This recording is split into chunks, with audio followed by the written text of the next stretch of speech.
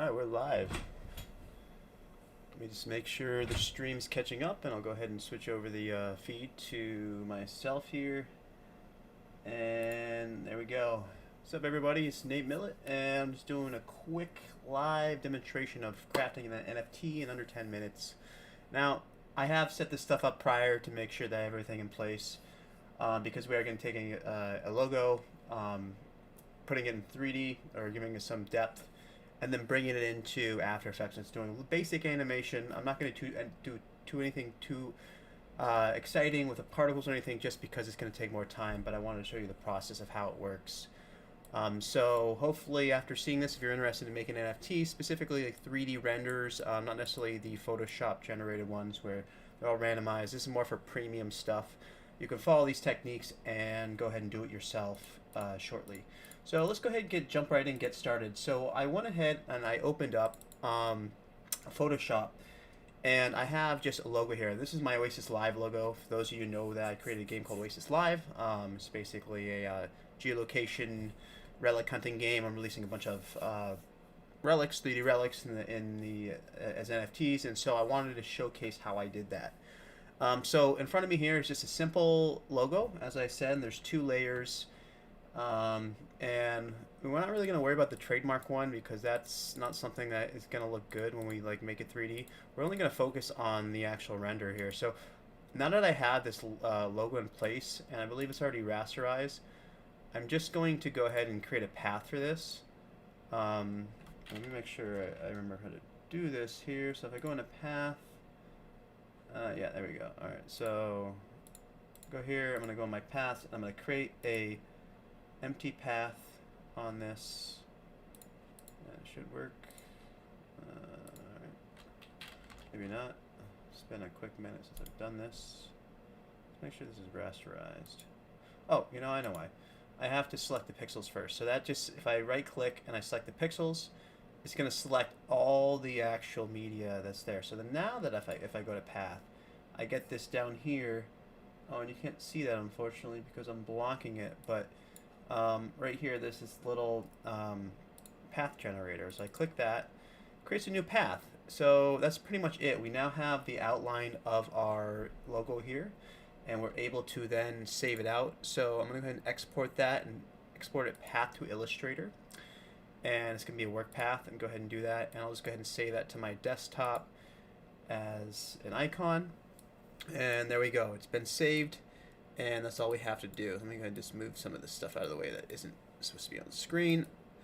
Okay, so I have this AI path. Now, you would think I'm opening up an AI, and actually I'm just using that path within another program. So what I'm going to do now is I'm going to open up Cinema 4D, which is a 3D program, and you can do this in lots of programs. I'm using Cinema 4D because it's pretty straightforward. And we're no longer have a need for Photoshop, so you can close it out, do whatever. Drag the AI path in, go ahead and bring it in here. We now have our path in here, and I can go ahead and start playing around with this. H is to center, usually it's F in other 3D programs. So we want to basically extrude this, and I can just bring this down here, I can drop it in there, and we now have a 3D layer there. It's pretty straightforward, right? And one other thing we have to make sure we do is make sure we attach a material to this. Otherwise, we're not going to be able to create a material later on in After Effects when we animate it. So I believe I have to connect and delete. No, it's not that one. Cinema 4D acts a little bit weird when we do this. Let's go ahead and just try it like this without saving it out. I think it might work like this. But one thing we want to make we can do is we want to make sure that we can actually change the extrude length here. So if I go like this, where is it, the Fong here? Should be able to change it. And I don't know why that's. Let me do that. Maybe because I haven't saved it as. I'm gonna make editable. Oh, that's not it.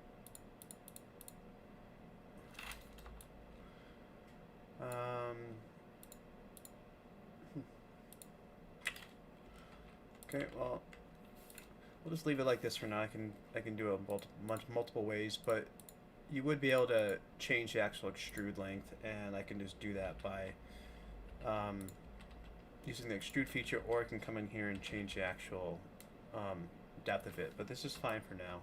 We'll just do it as this. So I will save this out as a actual Cinema 4D file. And so what's cool about using After Effects is that they use Cinema 4D files, so I don't have to worry about exporting this. And so again, I just went ahead and saved that, and it gave me this nice this is Cinema 4D file here.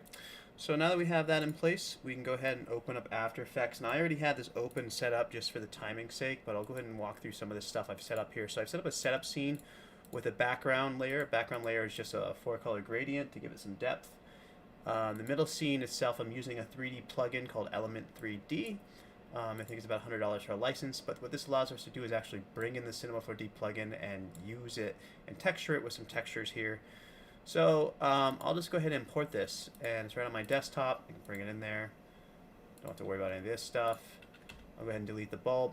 I could normalize the size, and by doing that, it will give me the 3D, but you can see it's a little bit big, so I'm just going to bring it back here and center it.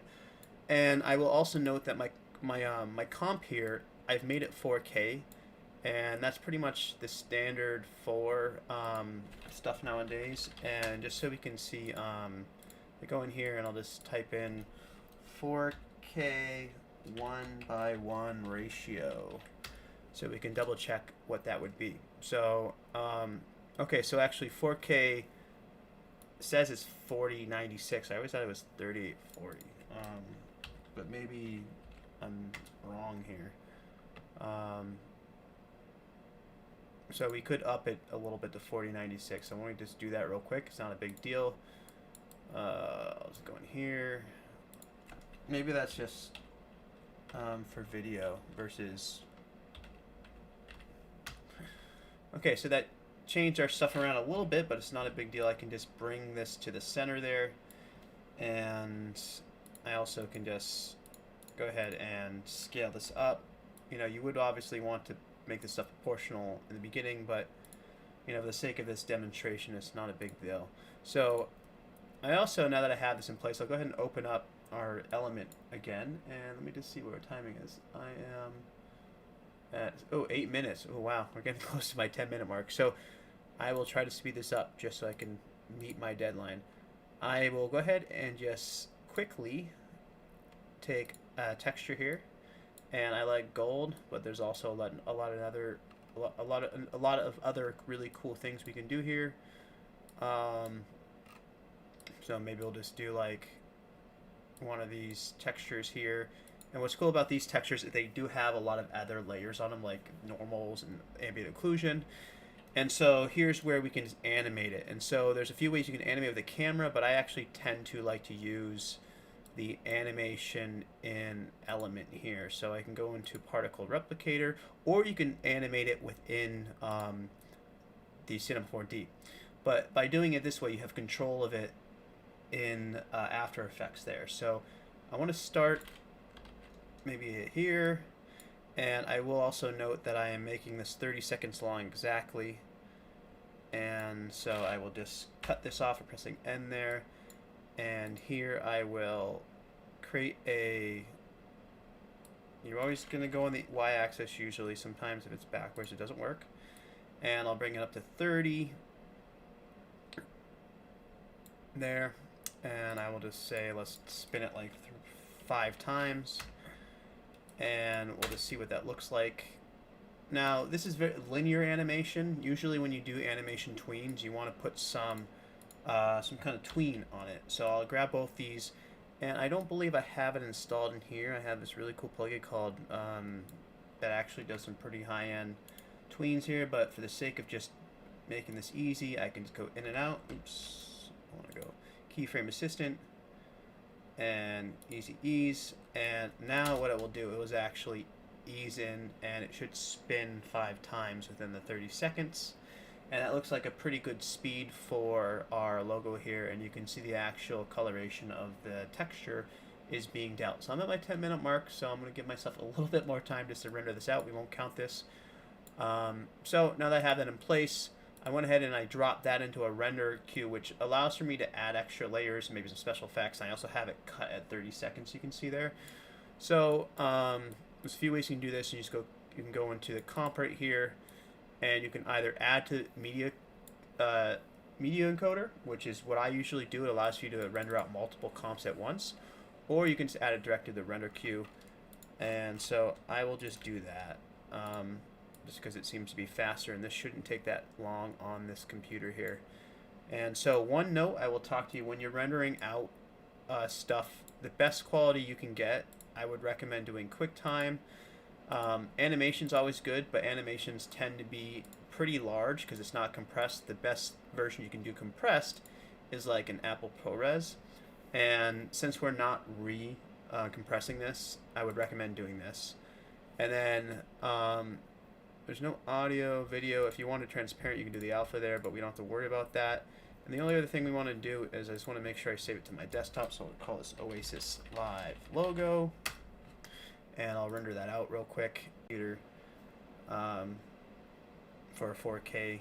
And I've actually never rendered out something in my PC on this new Adobe, so I have never seen this cool new little rendering / render thing here that's happening. So that's pretty interesting to me. So while that happens, let's go ahead and jump over to where we're going to upload this now that we have it in place. So I have already open, if I can figure out which one it is. Alright, come on there. Oh, I must have closed it accidentally, so no big deal. I can just go to Raribles, and this is one of the sites you can use to do this. And I also want to hide my bookmark bar, right?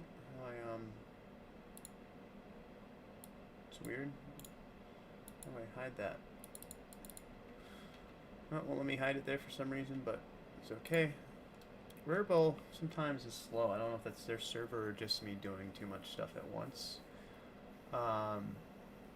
But it should work. I think it's because I'm streaming and my internet is giving me trouble, but we'll let that load. I am on a wireless connection, which I should wire this, but it needs to be like 30-40 feet. So this is Raribles. There's also OpenSeas. I've already created and attached a Coinbase account to this, so I'm already signed in here. But it's very straightforward now. So what's cool about this is you can create this, do a single here, and you can have it, the gas fees paid by the purchaser.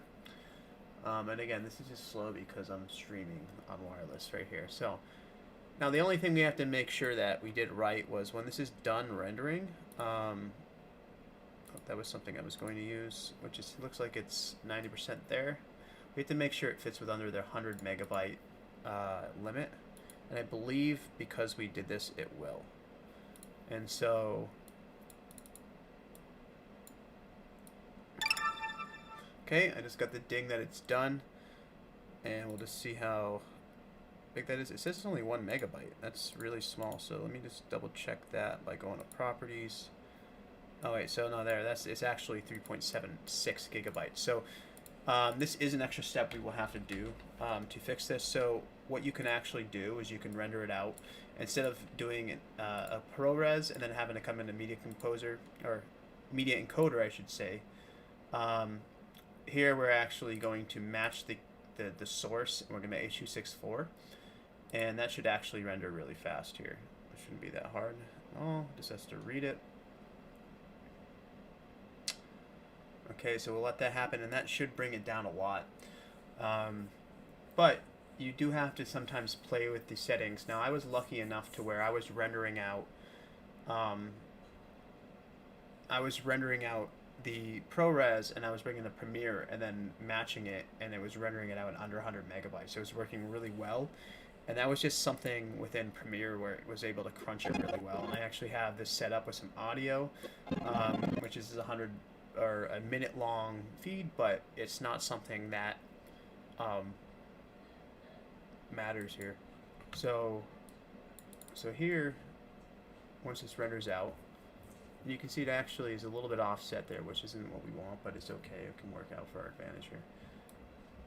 And so I'll let that render out for a second now.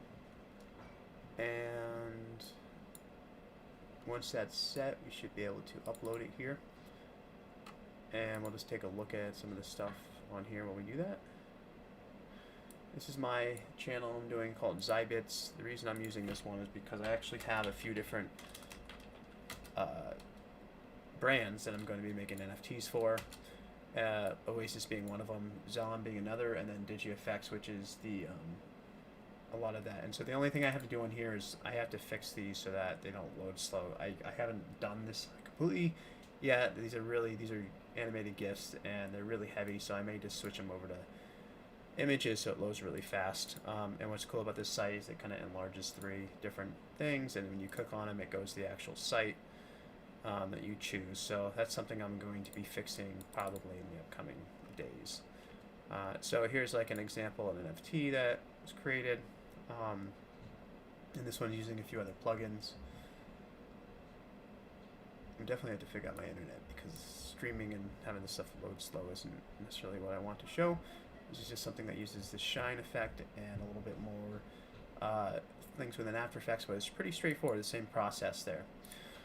So now that we have this almost done here, we'll make sure that it's the right size.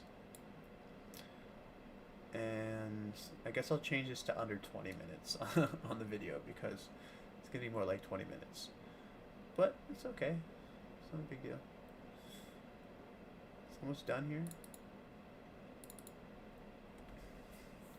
And there's other things you can do in After Effects which makes this very powerful. You can use particle effects, a lot of plugins, a lot of cool animation, and motion graphics techniques to make really cool NFTs. So let's just see what this one's going to be here.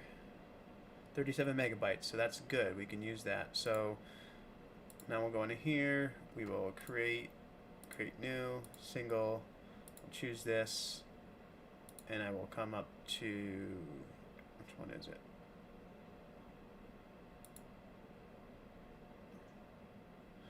Okay, that's interesting. It said 4 megs, but it's actually only saying 2.5 megs here. So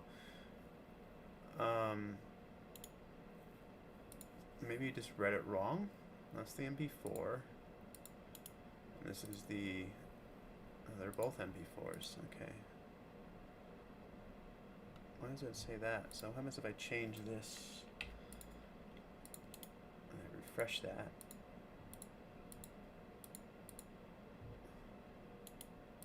I'm a little confused here because it's not updating that. Okay.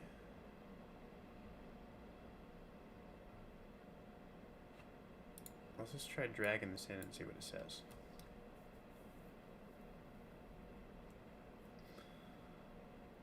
I don't think it likes it. It's saying too big. Yeah, so let's try the one below it.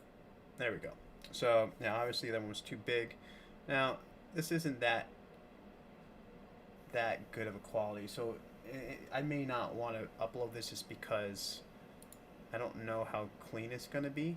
I mean, it does look like it's a 3D object, but you can see it's a little bit, the compression there made the background look kind of hazy. But if I wanted to mint this, which I guess I'll do it for the heck of it, so I can make it a fixed price. Let's go ahead and just say 0.1, which is around 340 bucks. So maybe I'll just, yeah, that's fine. We'll just do that. I don't think anybody's going to buy it. And we'll just say this is the Oasis Live logo. Okay, and I'm not going to put a description in there. I'm just going to put some royalties in. Again, instead of fixed price, I'll go ahead and create the item. Now, this is where it's going to go ahead and just generating steps for the minting process. And I believe I don't have to pay for this. But if I do, I'm just going to put it as a bid because I don't want to spend any money on it.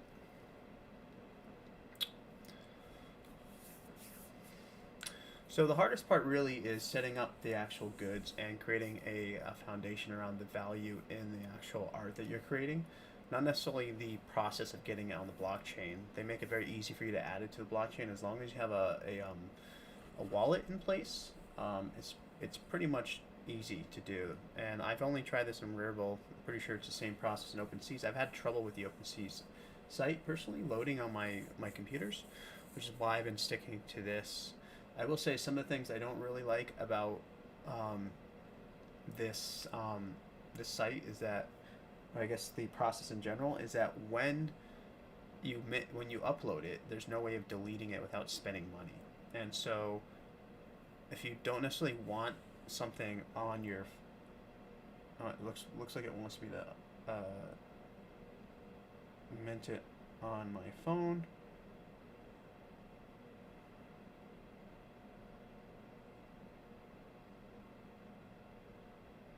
Okay. And we'll just see what that does there. There you go. So now it's on sale.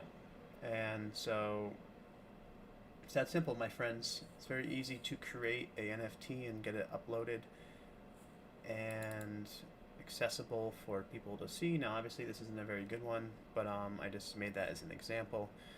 And you can do the same yourself very easily with the same processes. So I hope this was beneficial to anybody interested in creating NFTs, and I look forward to seeing what you create in the future.